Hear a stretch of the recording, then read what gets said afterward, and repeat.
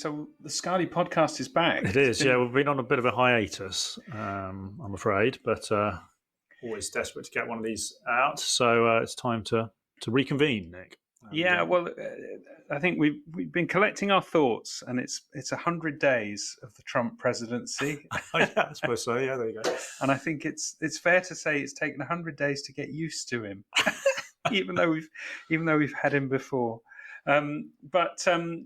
The return this time, we want to talk, or we're going to talk about mirror trading.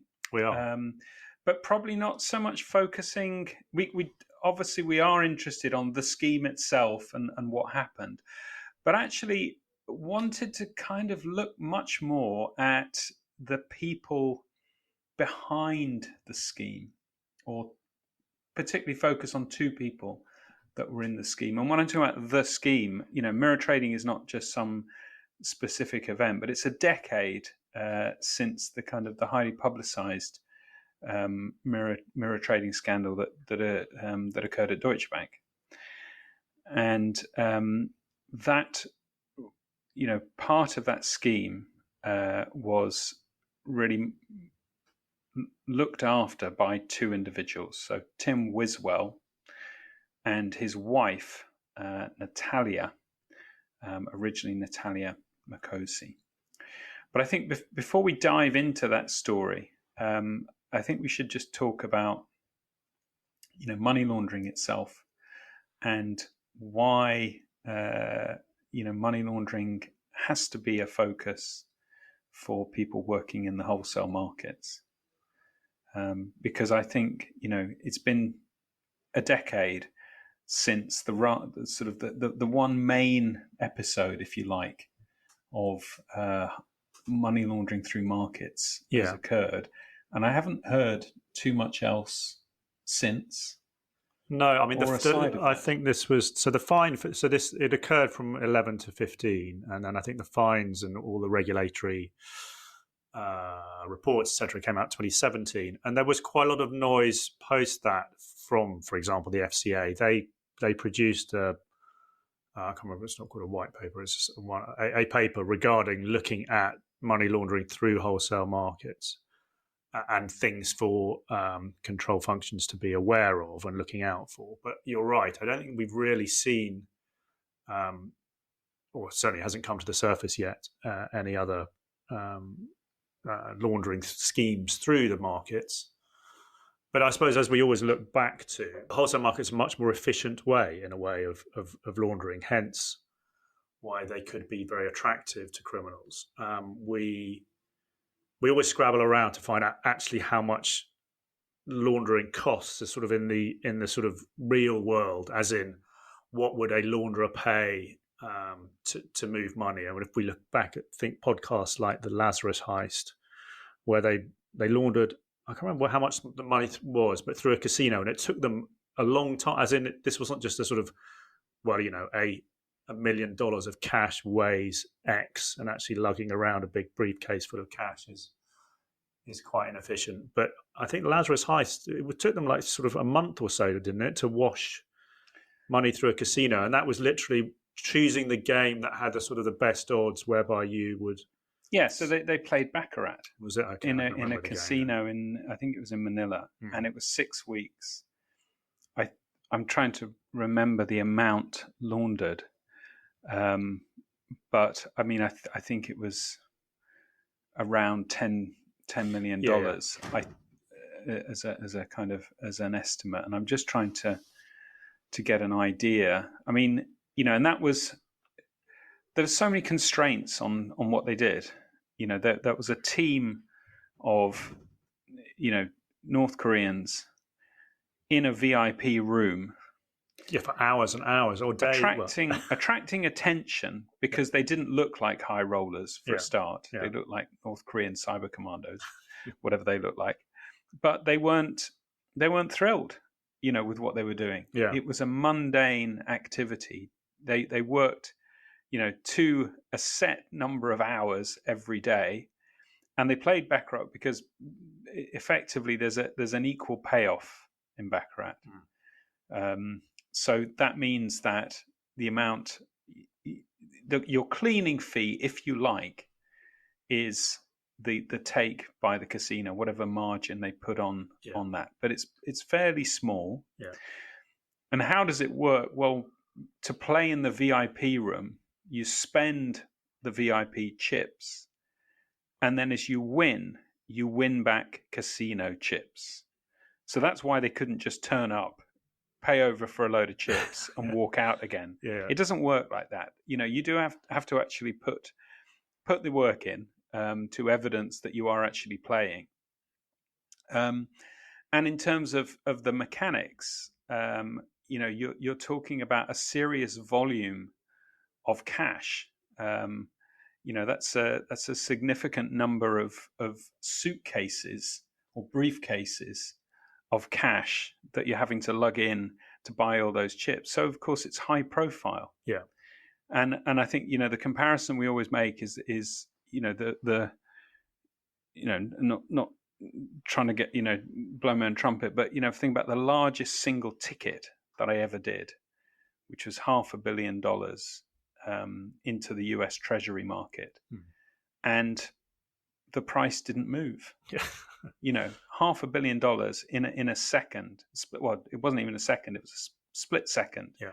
And the markets just took it up, and that's the attraction of the wholesale markets. You think of the personal risk that those people put themselves to working for that period of time in a casino in Manila.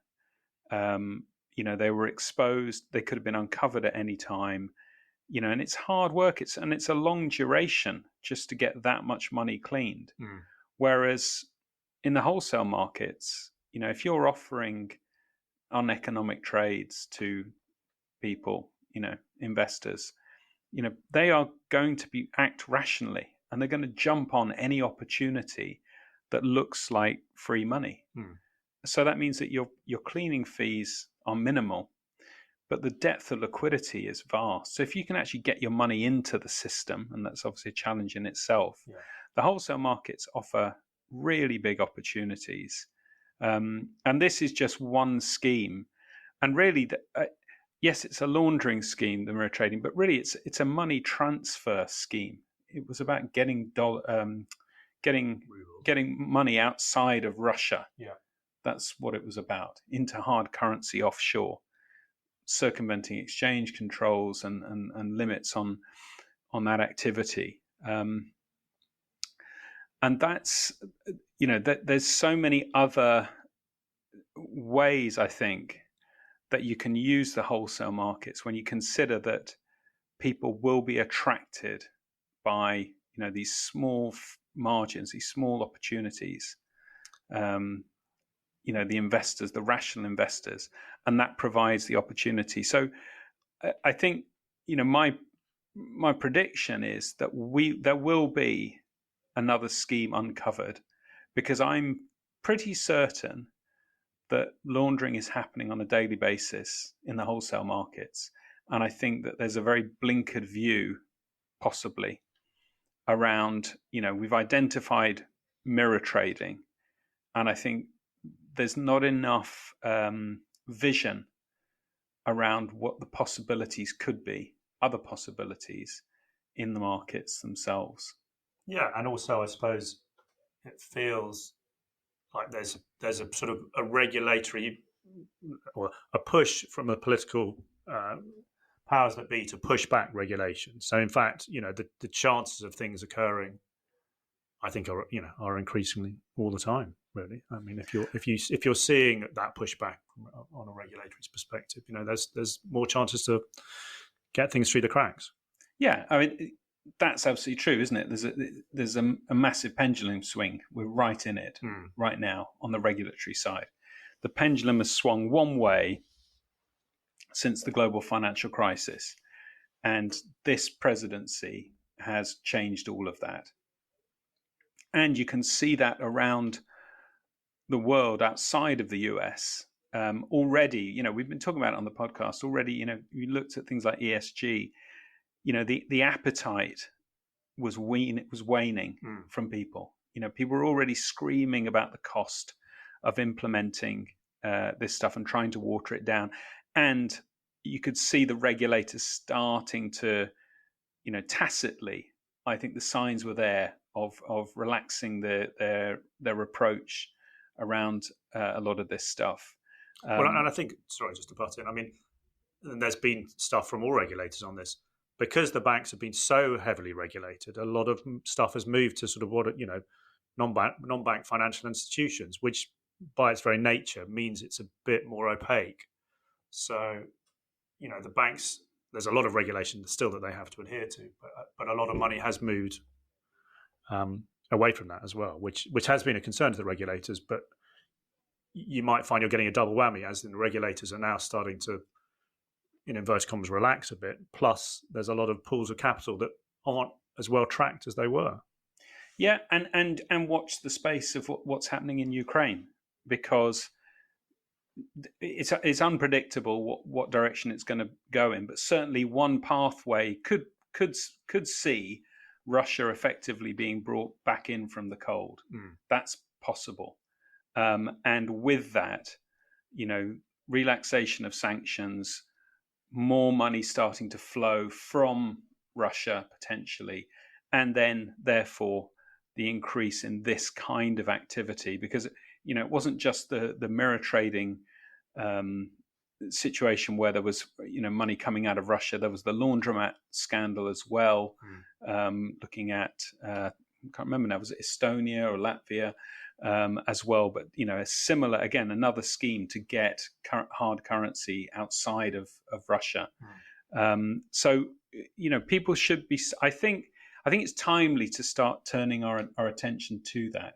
But anyway, that's the kind of the backdrop, if you like. But I said, we wanted to focus probably on the individuals and tell a bit more of the kind of look at more of the human side of the scheme. So the two individuals. Let's start off with Natalia. Unusually, because she was born, before the Berlin Wall came down, in what would have been the Soviet Union. We think, and again, getting detail on Natalia. You can see Natalia, actually. There's an awful lot of them. She's got a lovely Instagram account. Yep. She's a wellness influencer living out in Bali. Some lovely, actually, you can hear her singing while she does yoga as well, if you fancy. And she's an artist, isn't she? Yes. And definitely that art is influenced a lot by her upbringing in Siberia. And of course, when we think of Siberia, we think of frozen wastelands and so on. But do you know what one of the biggest problems you get in Siberia? Well, apart from frostbite, no, I don't know. Mosquitoes. Oh, okay. It's really, really serious. Yeah, in the summer, huge amounts of mosquitoes. And I remember this because when I was at university, we had one of the kind of display cabinets was of a and I was there right there in 1990. Was on a hit university. So just after the Berlin Wall came down, and they'd done a trip to Russia to do some mapping. And there's a guy there with his hat on, and you can't really see the hat for mosquitoes that are just perched on the hat. Yeah, so really, really, really kind of serious stuff. So she's, growing up in that environment, as all of these youngsters in Russia or Soviet Union as was. And then you get 1989 and the Berlin Wall coming down, and you get Boris Yeltsin rising to power from 1991 as the president of Russia through the 90s, and a kind of influx of capitalism into Russia. Yeah, really big. And I remember, when we were applying, at that time, I was learning Russian in the early 90s to help me get a job at places like Credit Suisse, where, real trailblazers into Russia. And it was certainly, we both ended up at Barings, which was an emerging markets house. But Russia was a big part of this kind of coming wave of growth and the possibilities. I'd started actually a place called Caspian Securities, which had which was set up by Christopher Heath, who had set up Baring Securities way back when, and Caspian's raison d'etre was as a pure emerging market bank, and Russia was absolutely a big part of that plan. And in fact, Ukraine as well. I think we did send someone out to Ukraine. I don't know if you remember, people were given privatization certificates. They were sort of handed out to the populace, and this is what sort of the start of the oligarchy. A lot of richer Russians or Ukrainians just went around hoovering these things up, paying people small amounts of rubles for their privatization certificate, and these were then agglomerated into these huge companies that we know of today. These were controlled by these oligarchs. Well, I think that's exactly the backdrop, and I think all of that sows the seeds for what happened with these two individuals, so Natalia and Tim, when they come together and meet, because that's her upbringing. She's grown up in Siberia. She goes to Moscow University probably around the millennium, and at that point, which Yeltsin, is, to be fair, I looked it up on the map. That's like a 4,000-mile trip. It's not a sort of I'm going to sort of jump in the car and drive down from. It's a huge change. It's a huge change, and obviously you've just put the scale of the continent, but you can imagine. It's a big change if you go from Warrington to London University, isn't it? At 18. So for her to go from where she was to Moscow, and in the face of that wealth as well that's starting to really explode on the streets of Moscow, people having phones and driving special cars, foreign cars, which you wouldn't have seen. It's a huge change, and you can see the opportunities that wealth can bring you. Yeah. I don't think she was particularly impoverished, but I just think that the scale of the wealth in somewhere like Moscow at that time, and the vibe, the feel of it, must have been something. Meanwhile, the other side of the story, Tim Wiswell, Natalia and Tim ultimately, got married in August 2011, but they met around this time because he graduated from Colby. He's an American, he's an American lad, but knew how to speak some Russian. Read reports, and it's kind of varying views on whether he was good at Russian or not. I think his Russian was passable. It must have been, because by 2002 he's working in Moscow at a brokerage called United Financial Group, and this is around this time that we think they met. And why United Financial Group is important, because in 2004 Deutsche Bank paid $68 million for 40% of the brokerage and for the right to acquire the rest of it. Yeah. And what did they end up paying for the rest of it, and when? They paid $400 million only 2 years later, which kind of shows you how sort of go-getting Moscow was. There must have been a lot of money being made by these brokerages to see that much of an uplift in what you would pay for the balance only 2 years later. So it's interesting as well, because we've kind of glossed over the fact that in 1998 you had the Russian crisis, and that saw a wipeout of wealth in people who'd invested in Russia and Eastern Europe, following on from the Asian crisis the year before as well. So that bounced back into 2006, Russia riding high, and so Deutsche Bank have acquired this brokerage, and then in 2008, in the midst of the financial crisis, practically all the staff get poached. They do, and leave, yeah, except for Tim Wiswell, last man standing, yeah, who is promoted to head of equity trading, and I think he was around 29 at that time. Yeah. So the future's bright.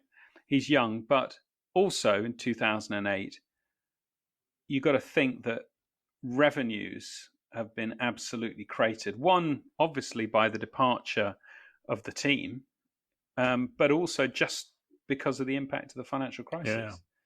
Yeah.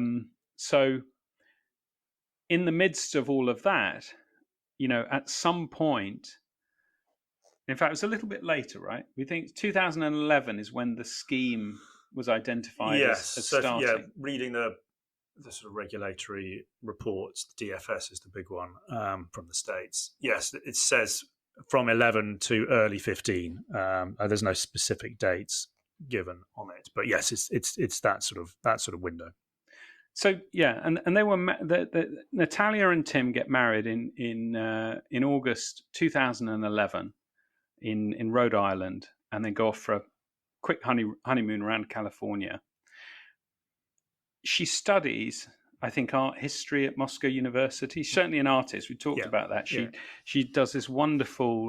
They are wonderful, actually, her paintings. So, if you like that kind of stuff, they've got a sort of an aspect. I can see an influence of kind of you think about Russian icons. Yeah, and they're very big on color as well.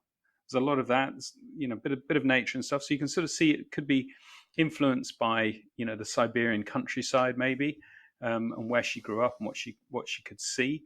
I know, I've seen as well. There's it's interesting little snippets and blogs on the web where she's done some works. I saw a particular sculpture in Moscow around 2011 that she'd built, and she'd sort of set fire to. It was all very dramatic, but I think this is all part of kind of Christian Orthodox.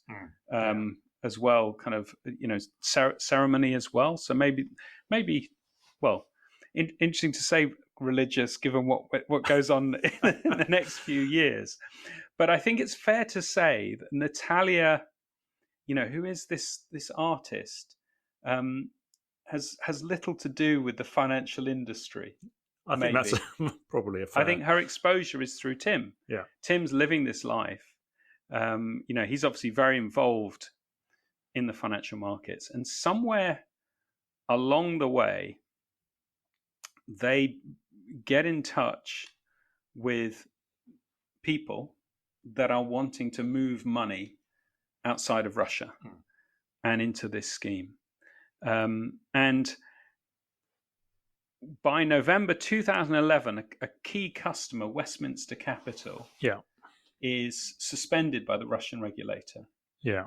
And for this kind of activity. Yeah, actually, it's sorry, because we were sort of struggling around to find which one it was. So it's called the FFMS, the Federal Financial Market Service of Russia, which actually I think has since been disbanded, and all that regulation now sits under the Bank of Moscow. But yes, their license is suspended in November 11, Westminster Capital.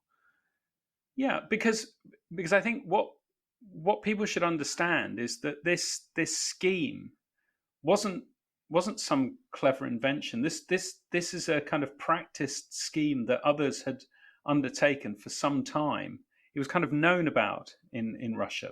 People did this.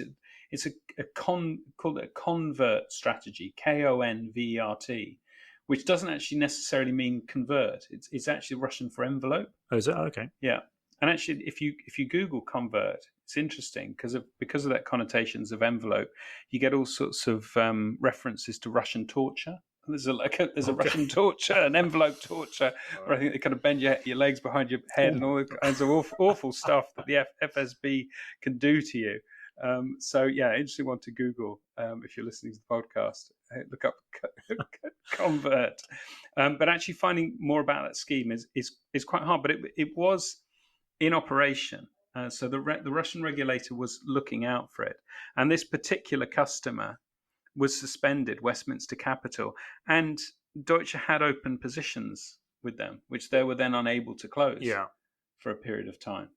I think, how long was that? Remember? Well, I think they had a $1.5 million hole on the books, is what I've read. And I think they did close, and it was sort of 9 months to a year later, I think it was closed, off the top of my head. But yeah, so, it's a sizable, error/hole in your books that you are obviously going to struggle to close because the counterparty that you are trading that with has now been suspended. So I don't know how. I assume the suspension was lifted, or for some reason they were able to settle the trade with a suspended counterparty later on. And I think this is an interesting part of the story, because the staff at Westminster Capital reopen at another brokerage. Financial Bridge. That's right, Financial Bridge. Yeah. And in 2013, Financial Bridge is suspended. But they've already been dealing again with Deutsche Bank. It goes through KYC, and Financial Bridge is open and adopted as a customer by Deutsche Bank. And I think that's just an incredible part of the story, because you've got, trades that have created a huge headache for the bank, and financially created a hole, but also just the having a trade in suspense for a year and a half. What a pain in the neck. Yeah. That's going to be. That's a real problem, and yet you don't join the dots in KYC to realize that Financial Bridge are the same people as who were operating Westminster Capital, and also culturally. And I have encountered this actually, which I don't. It's culture I really don't like. In banking now, where you have a part of the business that holds information, that has information on someone, and doesn't share it with another side. So here, what I'm talking about is you've got the KYC function onboarding this customer. The front office knows full well who these people are, and knows full well that this was a problematic client before, but does nothing to prevent that account being opened up. Of course, what we now know is that the staff involved, and particularly Wiswell, via Natalia, had received large amounts of money in fees in order to facilitate this, smooth running of this operation of the mirror trading scheme. And this goes back to Natalia and her prowess as an artist. She was paid just in 2015 $250,000 for financial consulting, and I don't think it was about artwork. And in the run-up to this, aside of that $250,000 payment, $3.8 million was paid, via two Belize companies into accounts controlled by Natalia. So again, I find this really interesting, that I'm wondering when the Rubicon moment happens, for both Tim and Natalia. I think obviously it happens for Tim first. He's the one working in the markets. He's exposed. He's probably meeting these people. Yeah, and on a desk that, as you recall, would have been struggling post 08, and suddenly you're kind of tapping into a decent, regular paying commission business that just keeps paying, keeps the lights on, really. So yeah, and into that, I'm wondering how it happens. When is the moment? Because I figure, Tim's got to talk to her and say, we're going to get a payment. Yeah, and for her to just accept that. And I know nothing about the dynamic of their relationship. I mean, we can see wonderful. I mean, they're very much in love, if you believe Instagram and Facebook. There's a lot of pictures of them. They're still living in Bali. You can have a look. They appear to be, and of course, it's very difficult to judge on social media what's real and what's not.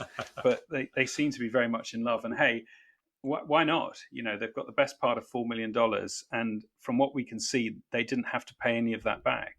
He was dismissed by Deutsche Bank. How these payments came to light was because I think he took Deutsche to employment tribunal in Moscow, didn't he? He did, yeah. And the ramifications of that are, well, Deutsche Bank carried on being. Well, no, the point being, in the journalists were able to go to the court in Moscow. Yes. Yeah, exactly, yeah. And accompany the court case. And this was sort of, I think strategically for the Wiswells, great to have Deutsche Bank in a Moscow court because probably can make what they thought they could make it very uncomfortable. But actually, I think the bank was pretty good in making things uncomfortable for them, because we were reading that Natalia in particular was trying to block the information about these payments, and that was an infringement of her privacy, because these payments I think were made to an Austrian bank, wasn't it? Raiffeisen Bank. And Deutsche Bank had managed to get information on these and put them out there in the court. So yeah, it's sort of just a question in my mind really of how does that work? How does how, and again, think of her background, where she's come from. She's seen all of the wealth in Moscow as she's arrived. You probably do want a piece of that action, I suppose. But also, he's working in finance. He's the head of the desk in Moscow. Regardless of how well the desk is doing, he's going to have been paid a good whack just for working at Deutsche Bank as a head of a desk. So I just find it, I do find it interesting that people are still prepared to kind of go further, because that's a good it's a good paid job, probably in Moscow. But culturally, it's there's a cultural context too, just of how business is done in Russia. And we were thinking about a particular friend of ours that went out to work in Moscow, didn't we, at a brokerage around this time, the early noughties, right? Yeah. And what were you telling me? Well, from what I heard, there was a safe in the corner of the dealing room that was just full of stacks of dollars. And when you're taking clients out, the point was that there you go, just take some money and off you go, and just make sure everyone has a good time. I mean, sort of incredible, really.